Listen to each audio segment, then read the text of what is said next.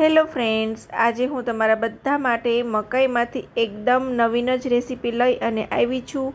તો તમે પણ ચોક્કસથી તમારા ઘરે આ રીતે ટ્રાય કરજો અને ખૂબ જ ઓછા સામાનમાં મસ્ત એવી રેસીપી બની અને રેડી થઈ જાય છે.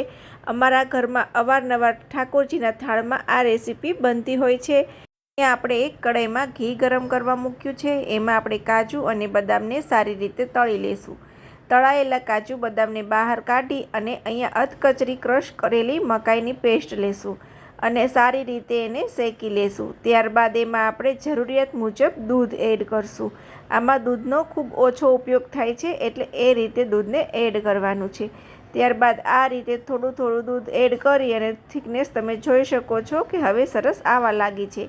તો એમાં હવે આપણે થોડી ખાંડ ઉમેરી દેવાની છે. અને અહીંયા અમેરિકન મકાઈ છે એટલે એ રીતે ખાંડ મેં લીધેલી છે. તમારી દેશી મકાઈ હોય તો થોડી વધારે ખાંડ એડ કરવાની છે. અને એકદમ સરસ આવો ઘટ માવા જેવું એટલે કે પલ્પ જેવું થવા દેવાનું છે.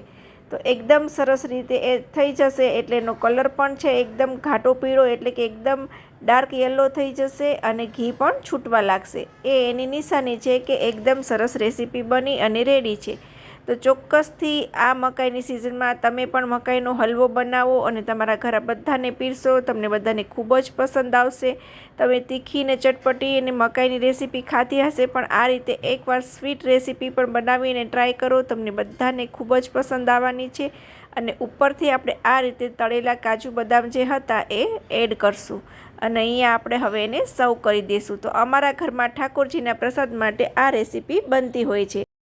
આ રેસીપી ડિટેલમાં જોવી હોય તો ટાઇટલ પાસે લિંક આપી છે, ત્યાં જઈ અને ડિટેલમાં રેસીપી જોઈ શકો છો. આવજો.